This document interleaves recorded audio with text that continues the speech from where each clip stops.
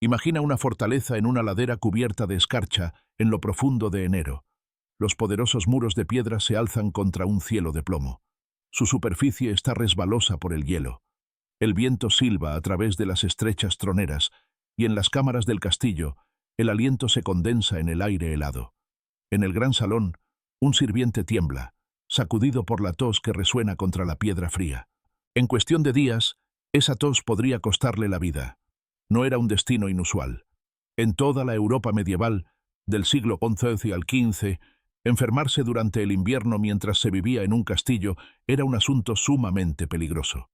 Lo que parece una contradicción, morir de una simple enfermedad tras los muros protectores de una fortaleza inexpugnable, era en realidad una tragedia común, con raíces en la arquitectura, la medicina, la alimentación y la estructura social. El castillo medieval, símbolo duradero de poder y seguridad, fue diseñado con un único propósito principal: defenderse de los enemigos humanos.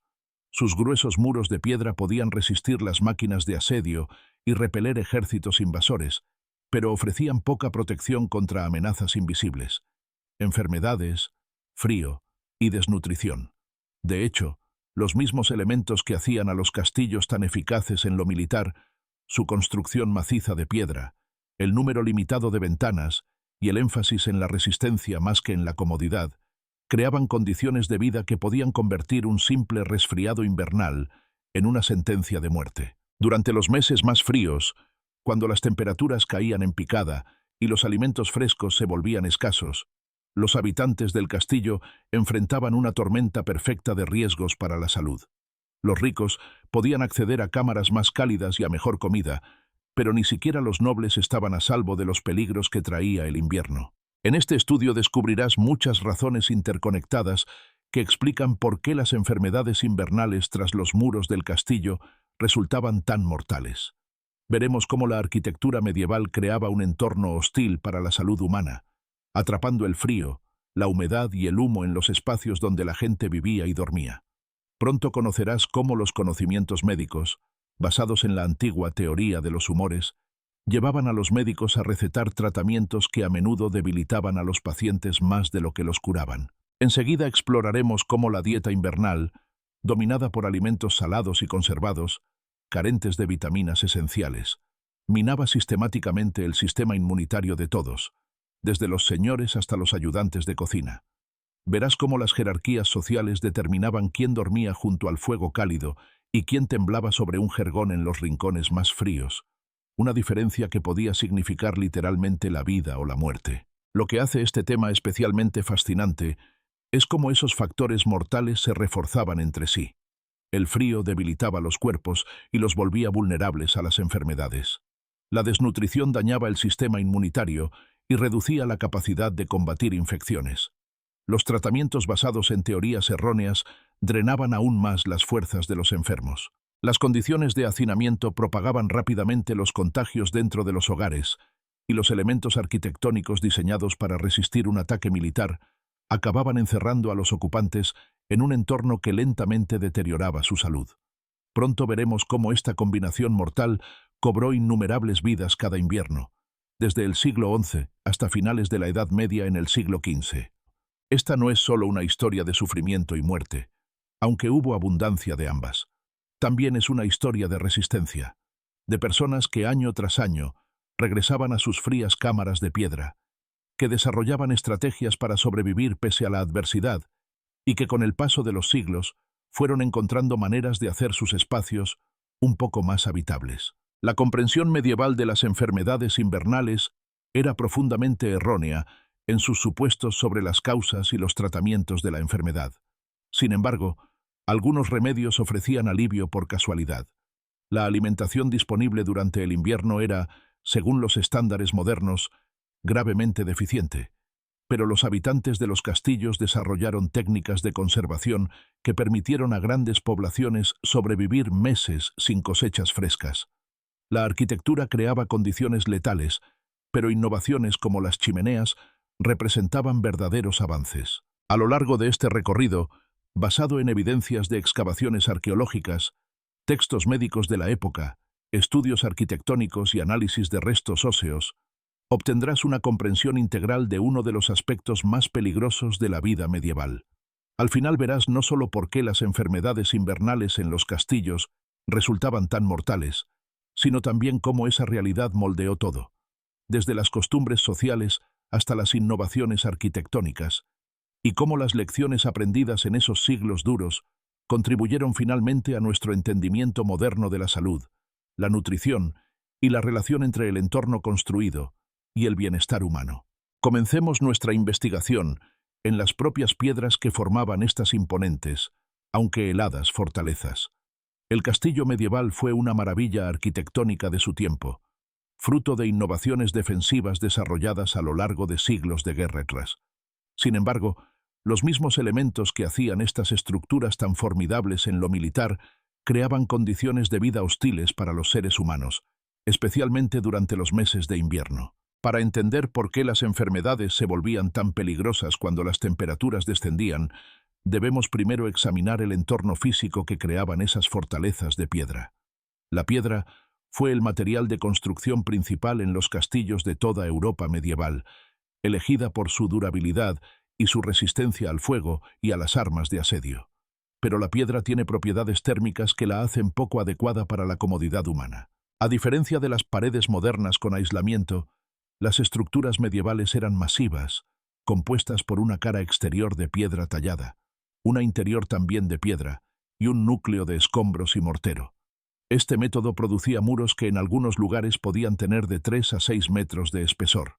Aunque tal grosor ofrecía excelente protección contra proyectiles y arietes, también significaba que el frío del exterior penetraba profundamente en la estructura. La piedra absorbía las bajas temperaturas y las retenía, funcionando esencialmente como un gigantesco refrigerador que drenaba el calor de los espacios interiores. La naturaleza porosa de la piedra y el mortero medieval agravaba el problema. Mientras que la construcción moderna usa materiales diseñados para resistir la filtración de agua, los albañiles medievales trabajaban con piedra local y mortero de cal, que permitían el paso de la humedad. Durante el invierno, el agua se infiltraba en los muros y, al congelarse, convertía las paredes mismas en bloques aún más fríos. La humedad no se quedaba solo en los muros, migraba hacia las superficies interiores, creando una humedad constante en todos los espacios habitables. Los registros históricos y las pruebas arqueológicas confirman que los castillos medievales eran entornos persistentemente húmedos, especialmente en los meses fríos, cuando la diferencia de temperatura entre el interior y el exterior era mayor. La humedad afectaba todos los aspectos de la vida en el castillo. Los muebles dejados en un lugar por mucho tiempo se pudrían, razón por la cual los nobles a menudo viajaban de un castillo a otro con su propio mobiliario, transportando camas, tapices y sillas de una residencia a otra. Los tapices cumplían una doble función. Mostraban riqueza y estatus, pero también proporcionaban una capa de aislamiento contra los muros fríos y húmedos, atrapando pequeñas bolsas de aire entre la tela y la piedra. Las esteras de juncos extendidas sobre el suelo ofrecían funciones similares: aislamiento del piso helado y cierta absorción de la humedad. A pesar de estos esfuerzos, la humedad seguía siendo una presencia constante. Los sistemas de calefacción disponibles para los habitantes de los castillos medievales eran, según los estándares modernos, primitivos e insuficientes para calentar construcciones de piedra tan grandes. La gripe, que se convirtió en una grave plaga durante el siglo XV, aparecía con frecuencia en invierno o a comienzos de la primavera. Dado que el virus era altamente contagioso, se propagaba con rapidez en los espacios reducidos de los hogares dentro de los castillos. Lo que hacía a la gripe particularmente peligrosa no era la enfermedad inicial, sino las complicaciones que traía consigo. Una persona debilitada por la gripe se volvía vulnerable a infecciones bacterianas secundarias, sobre todo a la neumonía bacteriana. Los médicos medievales no tenían manera de distinguir entre infecciones virales y bacterianas, ni de entender cómo un tipo de enfermedad podía predisponer a alguien a otra. Simplemente observaban a pacientes cuyos síntomas respiratorios se agravaban progresivamente. Los cronistas de la época a veces registraban epidemias inusuales que evidenciaban cuán mal equipada estaba la medicina para enfrentar enfermedades respiratorias. En el invierno de 1357 a 1358, El cronista Matteo Villani, en Florencia, notó un fenómeno extraño. Un frío venenoso permanecía en los cuerpos mucho más de lo habitual, y los médicos no podían ofrecer remedio, lo que llevó a numerosas muertes tras una larga enfermedad. Este registro sugiere alguna infección respiratoria particularmente virulenta, tal vez una cepa severa de gripe, contra la cual la medicina medieval era completamente impotente. Según su comprensión de que estas enfermedades eran causadas por un exceso de flema, los médicos desarrollaron tratamientos orientados a restablecer el equilibrio de los humores. La lógica era directa. Si la enfermedad provenía del exceso de un humor, la cura debía eliminarlo. Este principio condujo a varios procedimientos estándar, ninguno de los cuales trataba realmente las infecciones respiratorias, y algunos incluso dañaban activamente a los pacientes. Entre los métodos más comunes y peligrosos estaba la sangría. Los médicos creían que extraer sangre del cuerpo ayudaba a restablecer el equilibrio de los humores. Se aplicaba a una amplia gama de enfermedades, incluidas las respiratorias, y sorprendentemente siguió recomendándose contra la neumonía hasta tiempos modernos. Un manual médico escrito originalmente por el canadiense William Osler la seguía aconsejando aún en 1942, más de 4 siglos después del fin de la Edad Media. No fue sino hasta las décadas de 1820 que el médico francés Pierre Charles Alexandre Louis demostró su ineficacia tras estudiar 77 pacientes sometidos al procedimiento. Sus hallazgos, publicados en 1828, mostraron que la sangría no era más efectiva de lo que afirmaban sus defensores. En la Edad Media no existía tal crítica basada en evidencias. El problema de la sangría era que debilitaba al paciente justo cuando más fuerza necesitaba para luchar contra la infección. Una persona con neumonía ya sufría fiebre, pulso acelerado y dificultad para respirar, signos de que el cuerpo estaba bajo un estrés enorme. Extraer sangre reducía la capacidad del sistema circulatorio para transportar oxígeno, disminuía la presión arterial y drenaba las reservas de energía. Para alguien cuyo sistema inmunitario combatía desesperadamente a los invasores bacterianos en los pulmones, ese esfuerzo adicional podía inclinar la balanza hacia la muerte. Los médicos medievales, carentes de conocimiento sobre el sistema inmunológico o los verdaderos mecanismos de la enfermedad, no podían ver que a menudo perjudicaban a sus pacientes. Otra categoría de tratamiento, también basada en la eliminación de humores, era la purga. Se administraban sustancias para provocar vómito o diarrea, con la creencia de que así se expulsaban los materiales dañinos del cuerpo. Al igual que la sangría, la purga debilitaba a los enfermos y causaba deshidratación, lo cual resultaba especialmente peligroso para quienes ya sufrían fiebre y malestar. El cuerpo necesitaba hidratación y nutrientes para alimentar su respuesta inmunitaria, no un agotamiento adicional. Algunos tratamientos eran menos dañinos e incluso ocasionalmente útiles, aunque su base teórica fuera errónea. Los remedios herbales formaban una parte importante de la medicina medieval. Si bien la mayoría tenía una eficacia limitada contra infecciones bacterianas graves, algunos proporcionaban alivio sintomático real. El hisopo, utilizado en infusiones para enfermedades respiratorias, tiene propiedades antimicrobianas y expectorantes leves. El anís, recomendado por Hipócrates para expulsar flemas de las vías respiratorias, realmente puede calmar la tos. El jarabe de Tussilago farfara, se usaba para aliviar la tos seca, y los análisis modernos confirman que contiene mucílagos que recubren la garganta. Los practicantes medievales también usaban hierbas y especias cálidas para contrarrestar lo que consideraban la naturaleza fría y húmeda de las enfermedades invernales. El jengibre y la pimienta, considerados calientes y secos, en términos humorales, se prescribían para equilibrar el exceso de flema.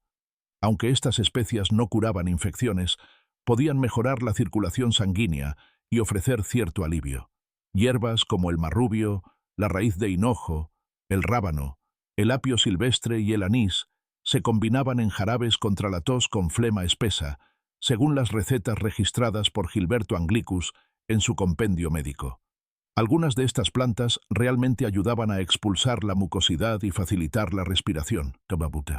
Las inhalaciones de vapor ofrecían otro tratamiento que podía brindar un alivio temporal. Para la congestión nasal o de cabeza, los practicantes recomendaban calentar cerveza añeja, semillas de mostaza y nuez moscada molida en un recipiente sobre agua hirviendo, e inhalar el vapor con un paño sobre la cabeza. El simple vapor ayudaba a aflojar la flema y facilitar la respiración, sin importar las sustancias añadidas al agua. Aunque no podían curar neumonía ni bronquitis, proporcionaban consuelo y ayudaban a los enfermos a respirar mejor. Los monasterios, que durante la Edad Media funcionaban como centros de enseñanza y práctica médica, mantenían huertos medicinales especializados, donde cultivaban hierbas curativas. Los monjes y monjas que los cuidaban se aseguraban de conservar plantas disponibles incluso durante los meses fríos. Algunas se secaban y almacenaban para el invierno, otras se mantenían vivas en zonas protegidas. Estos religiosos acumularon conocimientos prácticos sobre qué plantas ayudaban con qué síntomas, creando un cuerpo de sabiduría empírica que coexistía, y a veces competía, con la teoría humorística oficial. No obstante, incluso los remedios herbales más hábilmente preparados enfrentaban una limitación fundamental. Trataban síntomas de enfermedades causadas por microorganismos cuya existencia era desconocida. Bacterias, virus y otros patógenos eran completamente ignorados. Los verdaderos mecanismos de la infección, cómo los microbios entran al cuerpo, se multiplican, liberan toxinas y desencadenan la respuesta inmune, no serían comprendidos hasta siglos después. Sin ese conocimiento, los médicos podían observar lo que ocurría cuando alguien enfermaba, pero no intervenir en el proceso real de la enfermedad.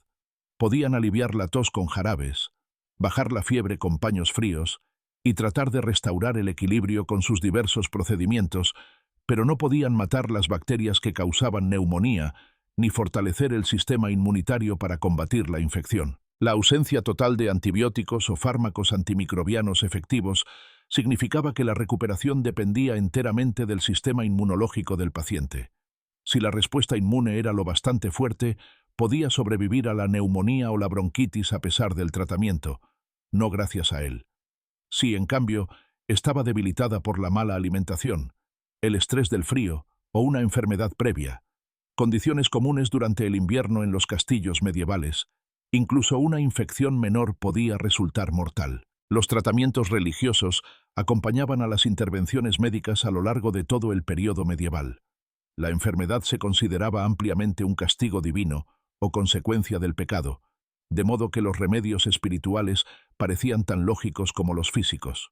Los enfermos eran alentados a rezar, confesar sus pecados y buscar el perdón. Podían dirigirse a santos específicos conocidos por sus poderes curativos. San Sebastián contra la peste, San Roque contra las epidemias, San Blas contra las dolencias de la garganta. Las peregrinaciones a santuarios sagrados prometían curaciones milagrosas, aunque evidentemente no eran una opción para alguien gravemente enfermo de neumonía en pleno invierno. La relación entre la medicina y la fe era compleja. Algunos médicos consideraban ambos enfoques como complementarios. La oración abordaba las causas espirituales, mientras que la medicina trataba los desequilibrios físicos. Otros favorecían uno sobre el otro. En la práctica, los pacientes graves solían recibir atención espiritual y médica al mismo tiempo. Su supervivencia dependía de factores que ninguno de los dos podía controlar: la virulencia del patógeno, la fuerza del sistema inmunitario y la presencia o ausencia de complicaciones secundarias. Los textos médicos medievales revelan a médicos reflexivos, instruidos y sinceramente dedicados a ayudar a sus pacientes. Habían heredado un marco teórico de la antigüedad clásica y trabajaban dentro de sus límites lo mejor que podían. Observaban los síntomas con cuidado, registraban sus hallazgos y trataban de ajustar los tratamientos según su entendimiento.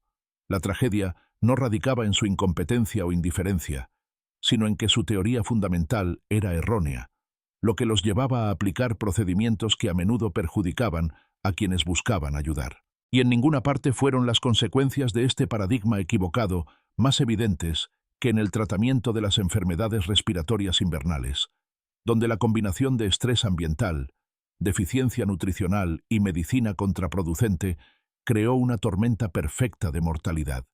Mientras la arquitectura producía entornos fríos y húmedos, y la teoría médica errada guiaba a tratamientos dañinos, la alimentación representaba el tercer factor crítico. ¿Por qué las enfermedades invernales en los castillos medievales resultaban tan letales? La disponibilidad estacional de alimentos en sociedades preindustriales creaba diferencias drásticas en la calidad de la dieta a lo largo del año. Durante los meses fríos, cuando las frutas, verduras y hierbas frescas eran escasas o inexistentes, los habitantes de los castillos sobrevivían con alimentos conservados, carentes de nutrientes esenciales.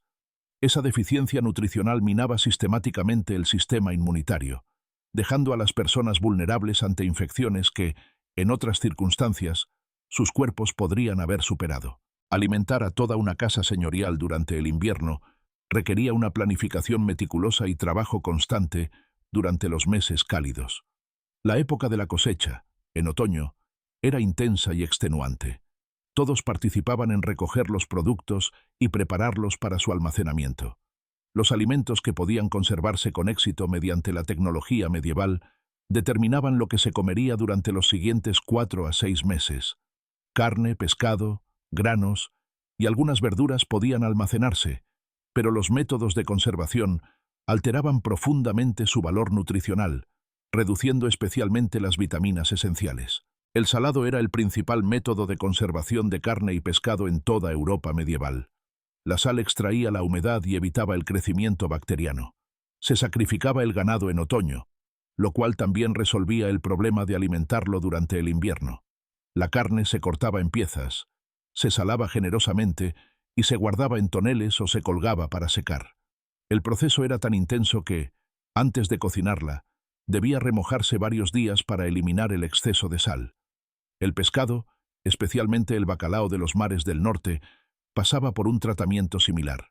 El bacalao seco, deshidratado al aire, podía durar años y ofrecer una fuente estable de proteínas, aunque su textura se endurecía como la madera y necesitaba ser golpeado y remojado antes de poder comerse. El ahumado era otra técnica de conservación importante, especialmente para pescado y cerdo. Las tiras delgadas de carne se sumergían en salmuera y se colgaban sobre el fuego, donde el humo impregnaba lentamente las fibras. La combinación de sal, deshidratación y compuestos antimicrobianos del humo producía un alimento duradero, pero que, como el salado, reducía las vitaminas y alteraba la textura. Las verduras enfrentaban aún mayores dificultades. Algunas raíces resistentes, nabos, chiribías, zanahorias, coles, podían almacenarse en sótanos fríos y oscuros o incluso bajo tierra cubiertas de paja. Los vegetales más delicados y las frutas frescas simplemente no sobrevivían al invierno. El encurtido en salmuera o vinagre era otra opción. El chucrut conservaba algo de vitamina C, aunque la variedad era limitada y el proceso laborioso. Las frutas como las manzanas o peras podían mantenerse algunos meses si se almacenaban en condiciones frescas y secas. Algunas se conservaban en miel, un método caro reservado para los ricos. Los cereales, trigo, cebada, centeno y avena, se conservaban bien y constituían la base calórica de la dieta, aunque su aporte vitamínico era pobre. El resultado acumulativo de esta dieta era una grave deficiencia de vitamina C, esencial para prevenir el escorbuto. La vitamina C abunda en frutas y verduras frescas, pero se destruye fácilmente con el calor y la oxidación. Los métodos de conservación medievales eliminaban casi por completo este nutriente. Las carnes secas o saladas apenas contenían trazas, y los granos ninguno. Solo las raíces almacenadas conservaban una pequeña cantidad, que disminuía con el tiempo. Los primeros registros claros del escorbuto aparecen en crónicas medievales, incluso en las cruzadas. La enfermedad, producto de una carencia prolongada de vitamina C, avanzaba lentamente y debilitaba de forma sistemática. Comenzaba con cansancio y dolor en las extremidades, seguía con encías inflamadas y sangrantes, dientes flojos, reaparición de heridas viejas y hemorragias internas. Sin colágeno suficiente, el cuerpo no podía mantener vasos sanguíneos, piel ni huesos. Finalmente, el escorbuto terminaba en fallo orgánico y muerte. Tardaba un mes o más en manifestarse, por lo que los síntomas solían aparecer al final del invierno o principios de la primavera, después de meses de alimentación conservada. La evidencia arqueológica confirma su frecuencia, sobre todo en niños. Estudios de entierros medievales en Austria hallaron signos de deficiencia de vitamina C en infantes, mostrando que el escorbuto era común entre las poblaciones alpinas más vulnerables. Incluso sin llegar a su etapa mortal, la carencia marginal de vitamina C debió ser generalizada al final del invierno. Esta deficiencia debilitaba el sistema inmunitario, haciendo a todos más susceptibles a las infecciones. La vitamina C interviene en múltiples funciones inmunológicas, favorece la producción de glóbulos blancos, protege las células mediante su acción antioxidante y mantiene las barreras epiteliales de piel y mucosas. Cuando falta, el sistema inmune se vuelve lento y menos eficaz. Así, hacia el fin del invierno, cuando las reservas vitamínicas estaban agotadas, los habitantes del castillo se encontraban inmunológicamente vulnerables.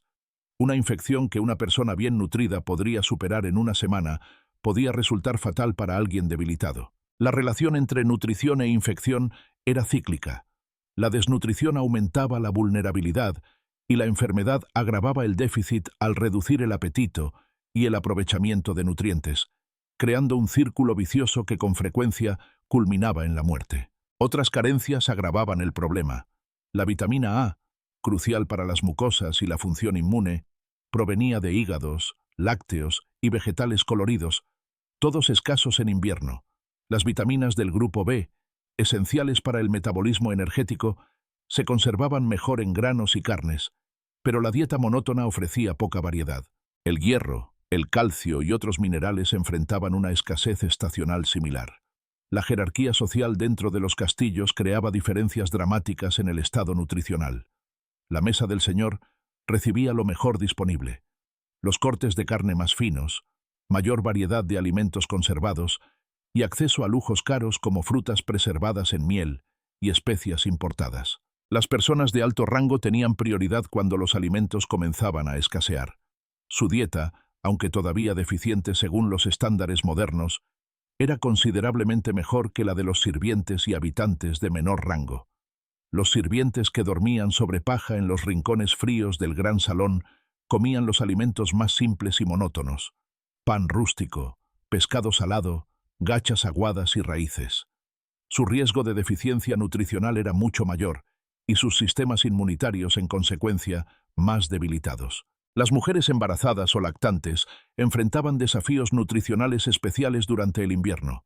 El embarazo y la lactancia aumentaban drásticamente las necesidades de nutrientes: más calorías, más proteínas y más de prácticamente todas las vitaminas y minerales. Satisfacer esas necesidades durante la abundancia del verano ya era difícil. Hacerlo durante la escasez invernal era casi imposible para cualquiera que no perteneciera a las clases más altas. Los lactantes y los niños pequeños eran igualmente vulnerables.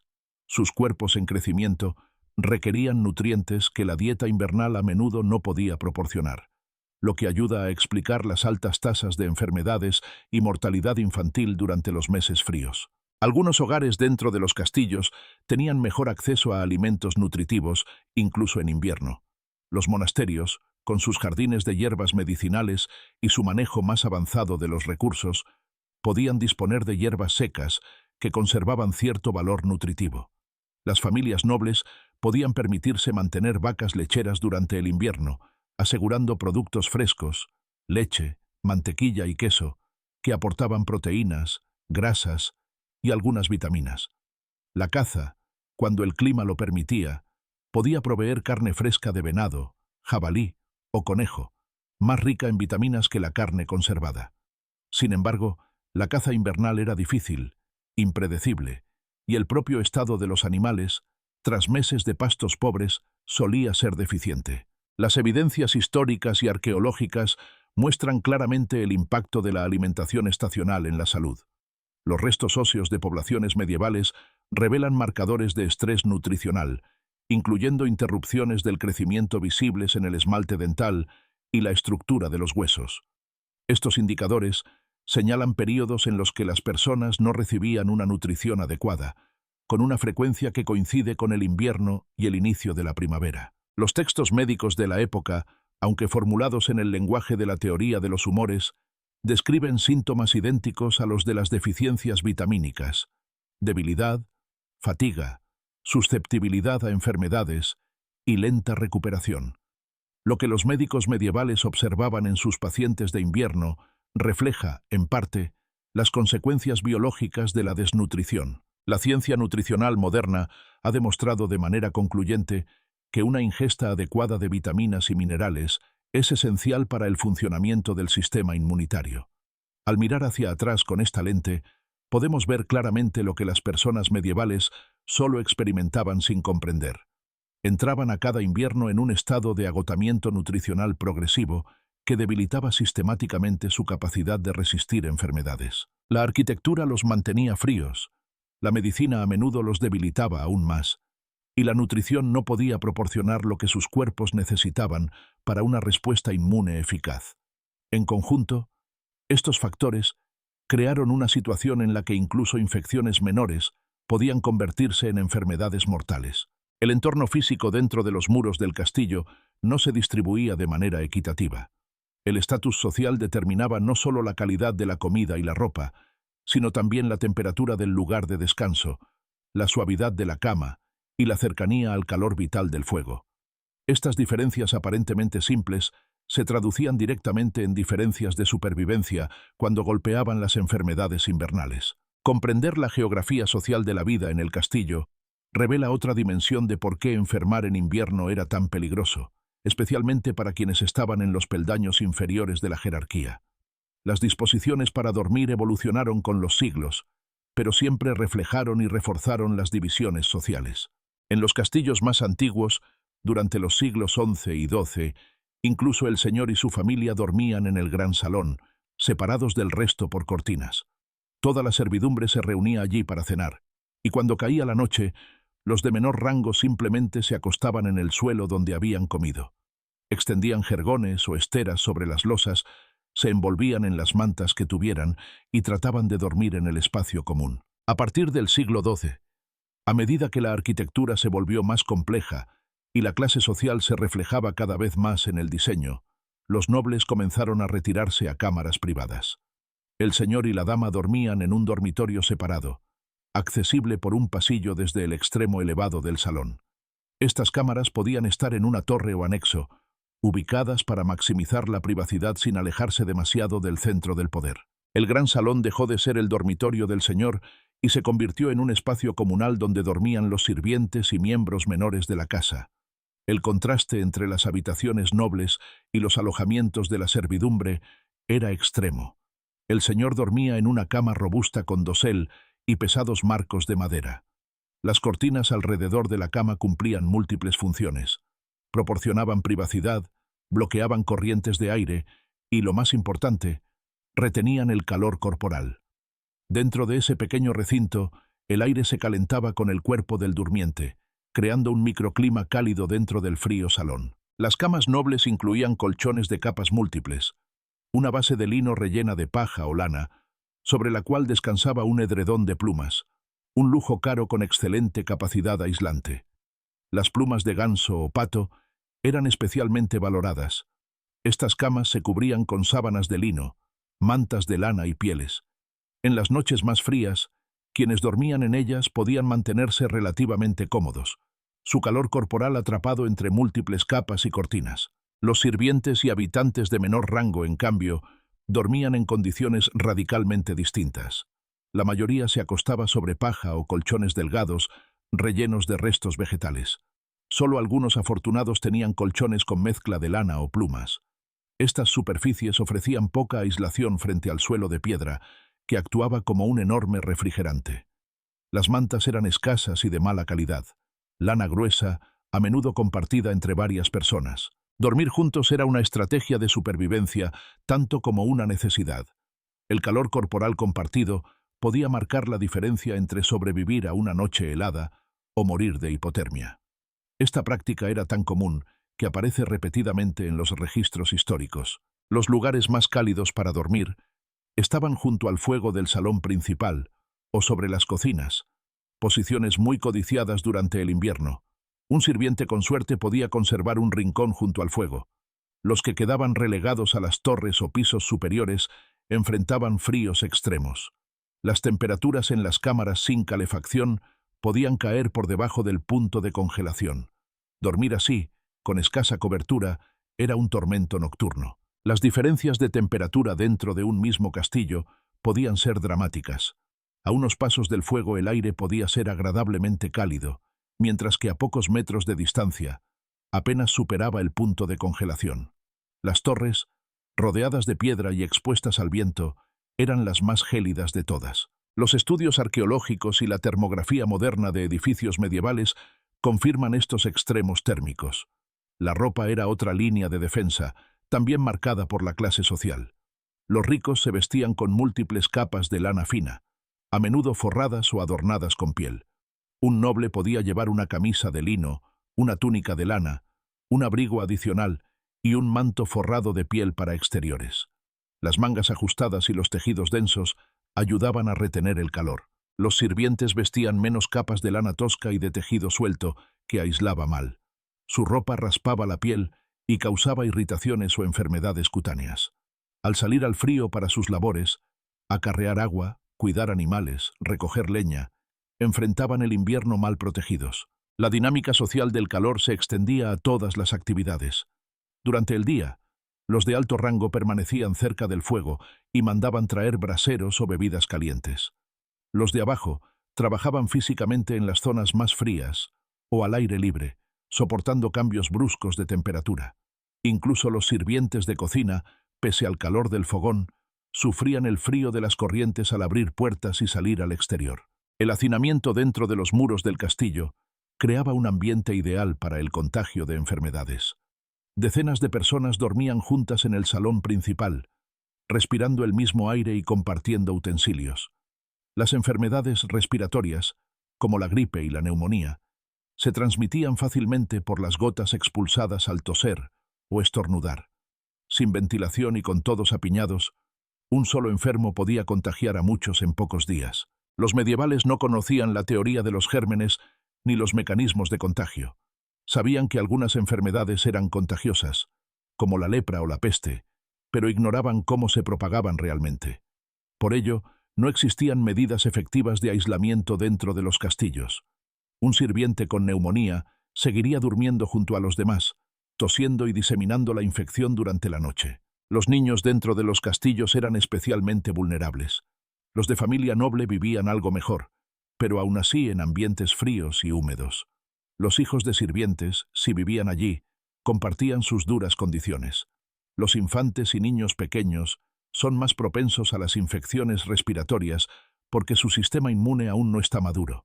El frío, la mala alimentación y las infecciones repetidas podían retrasar su crecimiento o dejar daños permanentes.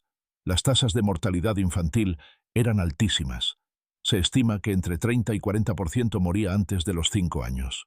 Las mujeres embarazadas y recién paridas representaban otro grupo vulnerable. El parto en una cámara fría y con corrientes era peligroso, y recuperarse o amamantar en esas condiciones, aún más. Aunque la mortalidad materna variaba por clase social, el riesgo acumulado tras varios partos era alto, y mucho mayor para las mujeres pobres con peor nutrición y atención. Los ancianos enfrentaban una resistencia decreciente. Sus cuerpos regulaban peor la temperatura, y su inmunidad era más débil. Enfermedades respiratorias que un joven podía superar resultaban fatales en mayores de 60 o 70 años. Registros de la Roma antigua y la Inglaterra medieval muestran una mortalidad invernal elevada en mayores de 50 años. Un anciano mal alimentado y enfermo en una cámara helada tenía escasas probabilidades de sobrevivir. La jerarquía social también determinaba el acceso a la atención médica. Los médicos eran caros y atendían principalmente a los ricos. Un noble enfermo recibía atención inmediata, sangrías y remedios humorales. Un sirviente con la misma dolencia apenas recibía hierbas o cuidados rudimentarios. Aunque la eficacia médica fuera dudosa, la desigualdad en el acceso era total. El panorama general es de profunda desigualdad en las condiciones básicas de supervivencia invernal. Los ricos dormían bajo pieles y plumas junto a un fuego. Vestían lana fina, comían lo mejor disponible y recibían atención médica. Los pobres dormían sobre paja en suelos fríos, vestían tejidos ásperos, comían lo mínimo y enfermaban sin ayuda. Estas diferencias se reflejaban directamente en las tasas de mortalidad. Los pobres morían más jóvenes y en mayor número. La mortalidad invernal amplificaba todas las desventajas de la pobreza. No era solo que los castillos fueran fríos, o que la medicina fuera ineficaz, o que la comida fuera pobre. Era que todos estos factores se combinaban con la desigualdad social, creando un entorno donde gran parte de la población enfrentaba el invierno bajo estrés crónico, frío, desnutrición, falta de sueño y hacinamiento. Cuando una infección respiratoria golpeaba a alguien ya debilitado, la muerte era un resultado común. Los muros del castillo, diseñados para proteger de los enemigos humanos, no podían proteger a sus habitantes de los enemigos invisibles del frío, el hambre y la enfermedad que el invierno traía consigo. Aunque las personas medievales no podían ver las esporas del moho ni comprender su impacto, sin duda experimentaban sus consecuencias. Tos persistente, dificultad para respirar e inflamación crónica de las vías respiratorias. Las condiciones húmedas también afectaban el sistema respiratorio por mecanismos físicos directos. Respirar aire frío y húmedo irritaba las membranas del nariz, garganta y pulmones, provocando inflamación y dejando estos tejidos más vulnerables a la infección. Una persona con las vías respiratorias irritadas e inflamadas tenía muchas más probabilidades de desarrollar una infección grave que alguien con un sistema respiratorio sano. La exposición continua al aire húmedo y con moho creaba un estado de daño crónico de bajo nivel que predisponía a los habitantes del castillo a enfermedades graves cuando aparecían los patógenos. La exposición al humo añadía otro ataque a sistemas respiratorios ya debilitados. Ya se ha mencionado cómo la mala ventilación y los fuegos interiores llenaban los castillos de humo, pero hay que considerarlo junto con otros factores. Una persona cuyas pulmones estaban irritadas por la humedad y el frío, malnutrida y con un sistema inmune suprimido por el estrés crónico, era particularmente vulnerable a los efectos nocivos del humo. Las partículas del humo y los subproductos de la combustión alteraban los mecanismos naturales de limpieza pulmonar, las diminutas cilias y el moco que normalmente atrapan y expulsan las impurezas. Cuando estos mecanismos se dañaban, bacterias y virus podían penetrar más profundamente en los pulmones y establecerse con facilidad. Los tratamientos médicos aplicados a las personas con infecciones respiratorias agregaban otra capa de daño a sistemas ya sobrecargados. La sangría, como vimos, debilitaba a los pacientes al reducir el volumen sanguíneo y la capacidad de transporte de oxígeno. Imagina lo que eso significaba para alguien desnutrido, expuesto al frío y luchando contra una infección. Su cuerpo intentaba desesperadamente producir glóbulos blancos, anticuerpos y mediadores inflamatorios, mantener la fiebre, lo que requería energía, y continuar las funciones metabólicas básicas y la regulación térmica. Todas estas funciones dependían de nutrientes y oxígeno transportados por la sangre. Quitarle sangre a tal persona interrumpía cada una de esas funciones críticas. La purga y el vómito inducido minaban la recuperación al causar deshidratación y desequilibrio de electrolitos justo cuando el cuerpo necesitaba mantenerse hidratado. La fiebre aumentaba la pérdida de líquidos por el sudor, y las infecciones respiratorias solían acompañarse de pérdida del apetito o dificultad para beber. Agregar deshidratación provocada médicamente podía convertir una enfermedad grave en una crisis fatal. Incluso los tratamientos más benignos podían ser contraproducentes en ese contexto. El reposo en cama, recomendado para enfermedades graves, significaba pasar más tiempo en cámaras frías. Un noble podía descansar bajo cortinas y mantas. Un sirviente demasiado enfermo para trabajar podía simplemente acostarse sobre paja en un rincón helado del salón, enfriándose poco a poco hasta morir. Así, un remedio pensado para ayudar se convertía en otro factor de estrés. El ciclo entre desnutrición e infección ilustra de forma clara esta sinergia mortal. La desnutrición debilita el sistema inmunitario, haciendo las infecciones más probables y severas. Pero la infección, a su vez, empeora la desnutrición al aumentar las demandas metabólicas, reducir el apetito y alterar el procesamiento de nutrientes. Una persona desnutrida que contraía neumonía se debilitaba aún más a causa de la infección, lo que reducía sus probabilidades de recuperación, prolongaba la enfermedad y empeoraba la desnutrición. Este círculo vicioso podía hundirse hasta que el paciente moría por la infección, por las consecuencias metabólicas de la desnutrición severa, o por ambas. Las condiciones sociales intensificaban estos factores biológicos. El hacinamiento facilitaba el contagio, de modo que una enfermedad podía propagarse rápidamente por toda la casa del castillo. Imagina la escena. Un sirviente contrae neumonía y comienza a toser, expulsando bacterias al aire del gran salón donde decenas de personas duermen juntas. Los que están cerca respiran esas bacterias. Algunos, quizá los más debilitados por el frío o la falta de alimento, enferman también. Ellos, a su vez, contagian a otros. En pocos días el castillo podía tener varios casos simultáneos de enfermedad respiratoria grave. El cuidado de los enfermos, mientras se mantenían las tareas cotidianas, creaba un nuevo problema. El trabajo del castillo nunca se detenía. Los fuegos debían mantenerse, el agua acarrearse, la comida prepararse, los animales cuidarse. Cuando algunos sirvientes enfermaban, los que quedaban sanos debían asumir más carga de trabajo. Esa sobrecarga aumentaba su gasto energético justo cuando su nutrición era insuficiente, debilitando aún más su sistema inmune y haciéndolos más propensos a enfermar. Los más enfermos recibían poca atención simplemente porque los demás estaban demasiado ocupados intentando mantener el castillo en funcionamiento. El factor temporal del invierno añadía otra capa mortal. Estos estresores no aparecían de golpe, sino que se acumulaban durante meses. Al inicio del invierno, los habitantes aún podían beneficiarse de la nutrición de la cosecha reciente, pero con el paso de las semanas, las reservas de vitaminas se agotaban, los alimentos frescos escaseaban y el frío constante drenaba la energía. Para fines del invierno o comienzos de la primavera, la población estaba en su punto más débil, desnutrida, exhausta, estresada y deteriorada. Esto significaba que una misma enfermedad podía tener resultados distintos según el momento en que aparecía. Una neumonía a principios del invierno podía ser superable. La misma infección en febrero o marzo, cuando el cuerpo estaba exhausto y con escorbuto, podía ser mortal en pocos días. Las crónicas medievales registran aumentos inusuales de muertes al final del invierno o principios de la primavera, reflejo de esta vulnerabilidad acumulada. El impacto psicológico también formaba parte de esta carga total. El frío constante, la mala alimentación, el hacinamiento, las enfermedades y la conciencia de que el invierno aún no terminaba creaban un estado de estrés crónico. La investigación moderna demuestra vínculos claros entre el estrés psicológico y la inmunidad.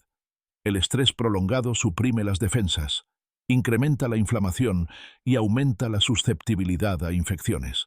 No podemos medir el nivel de angustia de los habitantes medievales, pero es razonable suponer que vivían bajo una tensión psicológica continua que amplificaba los factores biológicos adversos. La recuperación de una enfermedad, cuando ocurría, era lenta e incompleta. Una persona moderna con neumonía puede descansar en una habitación cálida, alimentarse con vitaminas y proteínas y recuperar fuerzas gradualmente. Un habitante medieval, en cambio, se recuperaba en una cámara fría, con una dieta pobre y la expectativa de volver a trabajar antes de sanar del todo.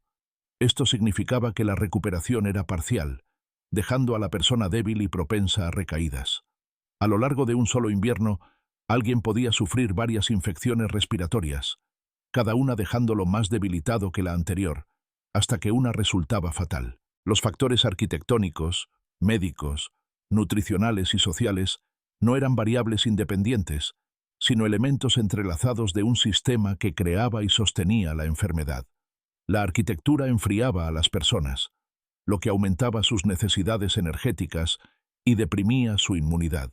La mala nutrición no podía satisfacer esas necesidades, debilitando aún más el cuerpo.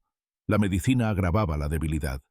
La desigualdad social hacía que los más vulnerables soportaran las peores condiciones, todo dentro de espacios cerrados que favorecían el contagio. Cada factor amplificaba a los demás. La combinación era mucho más letal que cualquiera de ellos por separado. Este efecto sinérgico explica por qué las enfermedades invernales eran tan a menudo mortales en los castillos medievales. No porque las infecciones fueran necesariamente más virulentas que las modernas, aunque la falta de antibióticos sin duda contribuía, sino porque todo el entorno, físico, nutricional, médico y social, trabajaba en contra de la supervivencia. Cada defensa natural del cuerpo era socavada por algún aspecto del ambiente del castillo o de la práctica médica. Desde nuestra perspectiva, con antibióticos, calefacción central, alimentos frescos todo el año y conocimiento de los gérmenes. La situación medieval parece casi inimaginablemente difícil. Y sin embargo, durante siglos fue simplemente la realidad del invierno en un castillo. Las personas la soportaban porque no tenían otra opción.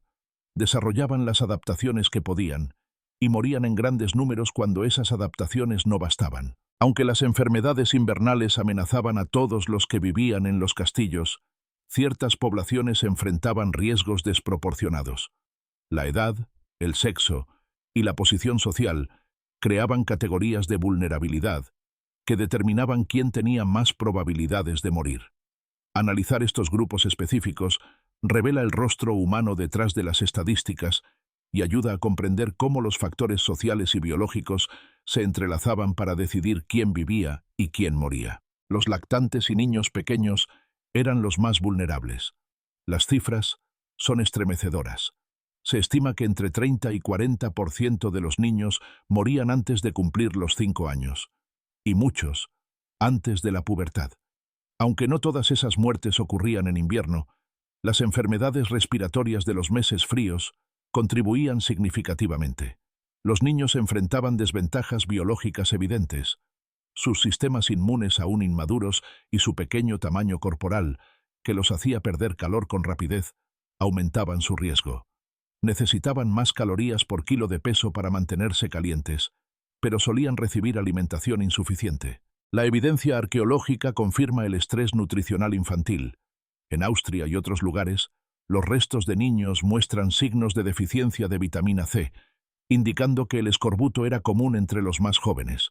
Los análisis dentales y óseos revelan interrupciones del crecimiento coincidentes con el invierno, señal de crisis alimentarias estacionales. Los niños de distintas clases sociales vivían realidades muy diferentes. Un hijo de noble podía dormir en una cámara tibia, con buena ropa y mejor comida, aunque aún expuesto a frío y enfermedades. Los hijos de sirvientes dormían en lugares helados, con poca ropa, mala alimentación y casi sin atención médica. Un simple resfriado invernal podía convertirse rápidamente en neumonía fatal. Los bebés lactantes enfrentaban desafíos particulares. La lactancia ofrecía cierta inmunidad pasiva, pero si la madre estaba desnutrida, su leche era de menor calidad. Tras el destete, los bebés pasaban a una dieta de papillas o pan remojado en leche o agua, justo en la época más pobre del año, al final del invierno. Esto aportaba calorías, pero casi nada de vitaminas. Los bebés con escorbuto, frío e infecciones respiratorias tenían muy pocas posibilidades de sobrevivir. La exposición infantil al humo de leña merece mención aparte. Estudios arqueológicos de casas medievales y vikingas muestran altos niveles de hollín en los pulmones infantiles. Este daño respiratorio crónico los hacía más propensos a infecciones. Los niños de los sirvientes, que vivían cerca de las cocinas y fogones, respiraban aire cargado de humo todo el día. Los ancianos constituían otro grupo muy vulnerable. Con la edad, el cuerpo regula peor la temperatura y el sistema inmune se debilita, lo que hoy se conoce como inmunosenescencia. Reaccionaban más lentamente a las infecciones y producían menos anticuerpos. Los registros muestran un aumento de mortalidad invernal en mayores de 50 años, principalmente por enfermedades respiratorias. Un anciano mal alimentado en una cámara fría tenía pocas probabilidades de sobrevivir a una neumonía. El estatus social seguía siendo crucial incluso en la vejez. Un noble anciano podía contar con sirvientes, una habitación cálida y mejor comida. Un sirviente viejo, incapaz de trabajar, apenas recibía sustento. En la dura economía medieval, quienes no podían contribuir eran mantenidos al mínimo, si acaso. Muchos ancianos pobres simplemente morían abandonados cuando enfermaban. Las mujeres embarazadas y recién paridas enfrentaban vulnerabilidades únicas. Aunque las cifras varían, se estima que la mortalidad materna entre mujeres nobles rondaba el 1.2% por parto, acumulándose a lo largo de la vida. Para las mujeres pobres, sin duda era mucho mayor. El embarazo incrementaba las necesidades de nutrientes, calorías, proteínas, vitaminas y minerales, algo casi imposible de satisfacer con los alimentos conservados del invierno. Las deficiencias afectaban tanto a la madre como al feto, aumentando los riesgos de complicaciones y partos prematuros. Dar a luz en una cámara fría era extremadamente peligroso. El parto requería calor. Un recién nacido debía empezar a regular su temperatura de inmediato, un enorme desafío metabólico. Las prácticas de envolver al bebé en varias telas ayudaban, pero una madre fría y desnutrida apenas podía protegerlo. El puerperio era aún más riesgoso. Las infecciones posparto, conocidas como fiebre puerperal, eran una causa principal de muerte materna. La higiene deficiente y la debilidad inmunológica de mujeres mal alimentadas hacían que cualquier infección pudiera ser fatal. Sin antibióticos, la recuperación era rara. La atención médica disponible, como la sangría, solía empeorar la situación. Las madres lactantes continuaban bajo gran estrés nutricional. Producir leche de calidad requería energía y nutrientes que la dieta invernal no ofrecía. La madre desnutrida generaba leche pobre y quedaba más expuesta a enfermar. La clase social determinaba de nuevo los resultados. Una noble paría asistida, en un cuarto cálido, con buena comida y tiempo para recuperarse. Una sirvienta podía dar a luz con mínima ayuda, volver al trabajo en días y sin dieta especial. La brecha en la supervivencia materna e infantil era tan grande como la sociedad misma. Los sirvientes y trabajadores de bajo rango, en número, formaban el grupo más vulnerable de todos. Estos individuos experimentaban lo peor de cada uno de los factores que hemos analizado: los lugares más fríos para dormir, la comida de peor calidad, el trabajo físico más duro y la menor atención médica. Cuando hablamos de la vulnerabilidad ante las enfermedades invernales en los castillos medievales, en gran parte estamos hablando de la vulnerabilidad de los sirvientes. Los registros históricos disponibles se enfocan desproporcionadamente en los nobles y en las personas de alto rango, pero la mayoría de quienes vivían y morían en los castillos eran sirvientes. Sus nombres y destinos quedaron en su mayoría sin registrar. Las exigencias laborales impuestas a los sirvientes creaban un círculo vicioso. El trabajo físico en condiciones frías requería una enorme cantidad de energía. Los sirvientes pasaban los días acarreando agua, cortando leña, cocinando, limpiando y realizando innumerables tareas, quemando grandes cantidades de calorías. Y sin embargo, recibían alimentos de la peor calidad: pan grueso, pescado salado, sopas aguadas y las verduras más simples. La discrepancia entre el gasto energético y la ingesta calórica significaba que estaban constantemente agotados. Cuando enfermaban, a menudo no podían darse el lujo de dejar de trabajar. Un sirviente con fiebre podía perder su puesto o, como mínimo, dejar de recibir comida hasta que pudiera volver a trabajar. La presión por continuar laborando incluso enfermos significaba que el reposo, uno de los pocos tratamientos realmente útiles, les estaba negado precisamente a quienes más lo necesitaban. La combinación de trabajo arduo, mala nutrición, exposición al frío y atención médica mínima hacía que los sirvientes murieran a un ritmo más alto que los nobles, aunque las estadísticas exactas son difíciles de establecer. La evidencia ósea de cementerios medievales muestra que los individuos de clases bajas morían más jóvenes y presentaban más signos de estrés nutricional, enfermedades y traumas físicos que los de clases altas. El invierno intensificaba estas desigualdades ya existentes. Ciertas ocupaciones dentro de la jerarquía del castillo enfrentaban riesgos particulares. Los sirvientes de cocina, aunque trabajaban cerca del fuego y podían robar momentos de calor, también sufrían extremos de temperatura al moverse entre los fogones calientes y los almacenes fríos, además de una fuerte exposición al humo. Los sirvientes al aire libre, encargados de los animales, el mantenimiento o el transporte de agua, se enfrentaban a un frío brutal con ropa inadecuada. Las lavanderas, que manipulaban ropa mojada en condiciones heladas, sufrían daño severo en manos y brazos por el frío. Cada oficio tenía sus propios riesgos específicos, predisponiendo a los trabajadores a la enfermedad. Comprender a estas poblaciones vulnerables transforma nuestra visión de las enfermedades invernales en los castillos de un fenómeno histórico abstracto a una tragedia humana que recaía desproporcionadamente sobre quienes menos podían protegerse. Los más jóvenes, los más viejos, las mujeres embarazadas o lactantes, y aquellos en los estratos más bajos de la jerarquía social cargaban con el peso más grande de la mortalidad invernal. La arquitectura, la medicina y la nutrición afectaban a todos, pero la desigualdad social determinaba quién tenía medios para mitigar los peligros y quién los enfrentaba en toda su fuerza mortal. Este patrón de vulnerabilidad basada en la edad y la clase persistiría hasta que los cambios fundamentales traídos por la calefacción moderna, la nutrición adecuada y la medicina comenzaran a equilibrar las posibilidades de supervivencia, siglos después. El entendimiento medieval de los patrones estacionales de mortalidad era observacional, no estadístico, pero la gente reconocía claramente que cada estación traía sus propios desafíos de salud. Las crónicas registraban epidemias inusuales, los médicos notaban variaciones estacionales en las enfermedades, y la sabiduría popular vinculaba ciertos males con épocas específicas del año. El análisis moderno de registros históricos y evidencia arqueológica nos permite reconstruir estos patrones y entender cómo el invierno encajaba en el panorama general de la mortalidad medieval. Antes de la llegada de la peste negra en 1348, el invierno era, sin duda, la estación más mortal de la Europa medieval.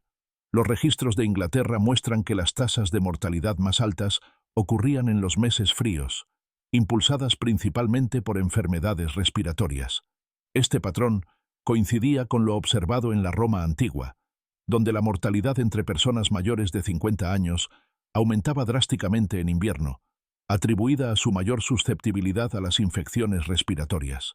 Las causas de la dominancia invernal de la mortalidad son las mismas que hemos explorado: estrés por el frío, deficiencia nutricional, infecciones respiratorias y los efectos combinados de los factores arquitectónicos y sociales. El progreso del invierno seguía un patrón predecible. Al comienzo, surgían las enfermedades respiratorias cuando las temperaturas bajaban y la gente se refugiaba en interiores. A mediados del invierno, el estrés por el frío y la desnutrición alcanzaban su punto máximo. Hacia el final, el agotamiento nutricional y el escorbuto dejaban a las poblaciones en su punto fisiológico más débil. Las infecciones que aparecían en ese momento golpeaban con máxima letalidad, haciendo que el final del invierno fuera tan mortal como los meses más fríos, a pesar del clima algo más templado. La llegada de la peste negra en 1348 cambió drásticamente los patrones estacionales de mortalidad. El moro, causado por Yersinia pestis y transmitido por pulgas en ratas, seguía un patrón opuesto al de las infecciones respiratorias. Las epidemias alcanzaban su punto máximo a fines del verano y comienzos del otoño, julio a septiembre. En la historia del brote en Noruega, desde 1348 hasta la última epidemia en 1654, más de 30 olas, nunca hubo una epidemia invernal. Lo mismo ocurría en toda Europa. El mor brotaba con el calor y retrocedía cuando llegaba el frío. Esto se debía a la biología del vector.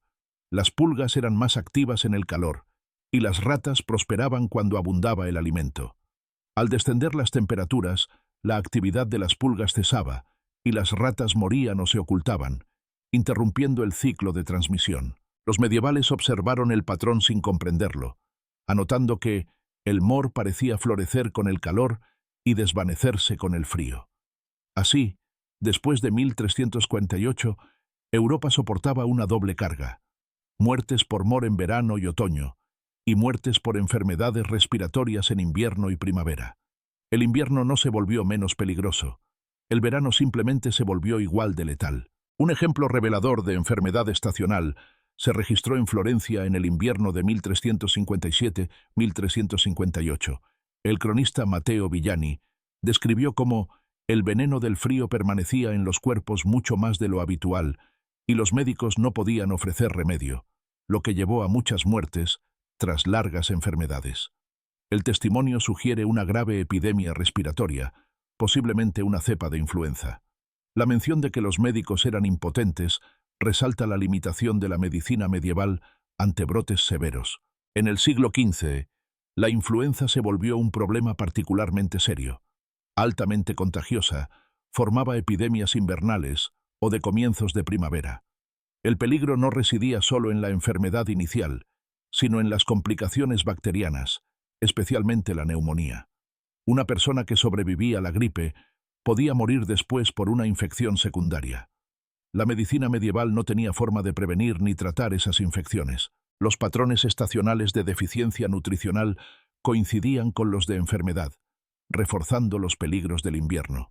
El escorbuto alcanzaba su punto máximo al final de la estación, justo cuando las personas tenían más probabilidades de enfermar y menos capacidad de defensa. Las clases sociales experimentaban estos patrones de manera diferente.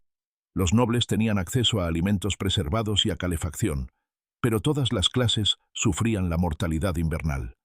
Los niños, por su alta vulnerabilidad, enfrentaban los mayores riesgos. Geográficamente, el norte soportaba inviernos más largos, mientras que el sur enfrentaba veranos más peligrosos por el mor.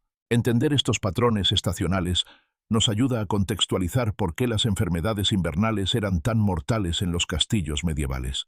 No era que las enfermedades existieran solo en invierno, la amenaza era constante, sino que el invierno creaba una constelación única de condiciones: frío, hambre, hacinamiento, humo y agotamiento. Todo ello convertía enfermedades comunes en amenazas letales, año tras año. La gente sabía que el invierno traería enfermedad y muerte, pero tenía muy pocos medios eficaces para prevenirlo o tratarlo. Esta conciencia de un peligro estacional inevitable, combinada con la impotencia práctica, define la experiencia medieval del invierno de una manera difícil de imaginar para quienes hoy vivimos con calefacción, antibióticos y abundancia alimentaria. A pesar de los enormes desafíos, los registros históricos contienen ejemplos de prácticas que mejoraban las probabilidades de supervivencia. Estos logros eran relativos, no absolutos. Hacían que una situación mortal fuera solo un poco menos mortal. Sin embargo, revelan la ingeniosidad medieval y los límites de su mundo. Las enfermerías monásticas fueron las instituciones médicas más organizadas y avanzadas del medievo. Los monasterios mantenían salas dedicadas al cuidado de los enfermos, mejor calefaccionadas y ventiladas que las cámaras de los castillos. Contaban con jardines medicinales, conservaban hierbas en miel o aceite y empleaban remedios como corteza de sauce, salicina, precursora de la aspirina, salvia y menta. También poseían mejor nutrición, al ser comunidades autosuficientes con huertos, estanques y reservas. Un enfermo atendido en un monasterio, alimentado, abrigado, hidratado y vigilado, tenía mayores posibilidades de sobrevivir que alguien abandonado en un rincón frío del castillo. Las casas reales y nobles disfrutaban de recursos similares: más chimeneas, habitaciones cálidas, alimentos diversos y mejor vino. Las frutas conservadas en miel preservaban vitamina C, y las camas con plumas, pieles y cortinas creaban microclimas cálidos. Algunos incluso podían rechazar prácticas dañinas como la sangría. Ciertos remedios funcionaban pese a teorías erróneas. El jengibre mejoraba la circulación, el vapor ayudaba a respirar, el miel protegía contra infecciones. Estrategias de supervivencia nacidas de la experiencia, no de la ciencia, como dormir juntos para compartir calor, usar tapices como aislamiento, colocar braseros portátiles o calentar las camas antes de dormir, reducían el estrés del frío y, en algunos casos, mejoraban la supervivencia. Las mejoras arquitectónicas de los siglos XIV y XV, más chimeneas, mejores ventanas, habitaciones privadas, representaron un progreso real, aunque los problemas persistieron. En regiones mediterráneas, el comercio y el clima templado ayudaban. El conocimiento acumulado generación tras generación condujo a avances graduales en arquitectura, conservación de alimentos y medicina. Pero incluso las mejores condiciones medievales serían consideradas hoy totalmente inadecuadas. Un noble rico en una cámara cálida con alimentos conservados aún enfrentaba riesgos que hoy consideraríamos triviales. Los logros de la época fueron relativos. Redujeron la mortalidad de catastrófica a muy alta. Aún así, muestran que los medievales no aceptaban pasivamente la muerte invernal. Buscaban activamente maneras de mejorar sus posibilidades. Demuestran que dentro de las limitaciones de su tiempo, algunas prácticas fueron realmente eficaces y que los recursos y el estatus social eran decisivos en los resultados de salud. La diferencia entre tener o no acceso a esas ventajas era literalmente la diferencia entre la vida y la muerte. La pregunta de por qué las enfermedades invernales fueron tan mortales en los castillos no tiene una sola respuesta, sino una red de causas interconectadas. La arquitectura defensiva atrapaba el frío, la humedad y el humo. La medicina basada en teorías humorales debilitaba a los pacientes. La dieta invernal minaba la inmunidad, y la jerarquía social determinaba quién dormía en calor y quién temblaba de frío. Juntas, estas fuerzas creaban una sinergia letal. El frío aumentaba la demanda energética cuando la nutrición era más deficiente. La desnutrición debilitaba la inmunidad justo cuando las infecciones respiratorias se propagaban. La sangría drenaba fuerza. La humedad y el humo dañaban los pulmones. El entorno que protegía de los enemigos humanos amplificaba los enemigos invisibles: el frío, la enfermedad y el hambre. Así, incluso un resfriado común podía convertirse en neumonía mortal. Sin medicinas efectivas, sin calor ni alimento suficiente, el cuerpo agotado simplemente colapsaba. Cada invierno, desde el siglo XI hasta el XV, las enfermedades respiratorias reclamaron innumerables vidas tras los muros del castillo. Murieron desproporcionadamente los jóvenes, los viejos, los pobres y los débiles. Pero la muerte no respetaba rango. Hijos de nobles perecían de neumonía, señores ancianos de tisis, mujeres embarazadas de infecciones agravadas por el frío y la mala nutrición. Las paredes de piedra, símbolo de poder y seguridad, no podían detener la amenaza invisible del invierno. Desde nuestra perspectiva moderna, con calefacción, antibióticos, frutas frescas y comprensión de los gérmenes, la situación medieval parece casi inimaginablemente difícil. Vivimos en ambientes controlados, tratamos neumonías con medicamentos, evitamos el escorbuto sin pensarlo y comprendemos la transmisión aérea de enfermedades. Las ventajas tecnológicas, médicas y nutricionales actuales crean una brecha inmensa entre nuestra experiencia del invierno y la suya. Sin embargo, la experiencia medieval ofrece lecciones profundas. El vínculo esencial entre medio ambiente y salud no ha cambiado. Solo ha mejorado nuestra capacidad para controlar esos factores. Aún necesitamos buena nutrición para la inmunidad, aún sufrimos por el frío, y la desigualdad social sigue marcando diferencias en salud. Las exigencias biológicas son las mismas. Solo ha cambiado nuestra tecnología para satisfacerlas. Los progresos acumulados a lo largo de los siglos, en construcción, conservación, medicina y conocimiento científico, transformaron el invierno de una estación letal a una molestia manejable para muchos. Pero muchas regiones del mundo aún enfrentan condiciones similares a las medievales: falta de calefacción, desnutrición, hacinamiento y medicina limitada. Las infecciones respiratorias invernales siguen siendo una causa principal de muerte global. Las desigualdades que determinaban la supervivencia medieval persisten hoy, bajo nuevas formas. La resiliencia de las personas medievales ante tales adversidades merece reconocimiento. Año tras año soportaron fríos que destruirían a muchos modernos. Criaron hijos en circunstancias precarias y desarrollaron toda forma de adaptación posible dentro de sus límites tecnológicos y sociales. Las estrategias que crearon: compartir calor, conservar alimentos, preparar remedios herbales, fueron actos de ingenio humano ante problemas aparentemente insolubles. Aunque no pudieron evitar la alta mortalidad, sí permitieron que suficientes personas sobrevivieran para que la civilización medieval persistiera y eventualmente desarrollara las innovaciones que harían del invierno una estación segura. En última instancia, la historia de las enfermedades invernales en los castillos medievales es una historia del complejo vínculo entre la biología humana y los entornos que creamos. Muestra cómo arquitectura, medicina, nutrición y organización social interactúan para determinar la salud. Revela cómo la protección frente a una amenaza, la guerra, pudo crear vulnerabilidad ante otra, la enfermedad, y cómo la desigualdad social se tradujo directamente en desigualdad en las posibilidades de supervivencia. Desde los fríos castillos de piedra hasta los hospitales modernos, hemos recorrido un largo camino gracias a siglos de conocimiento acumulado.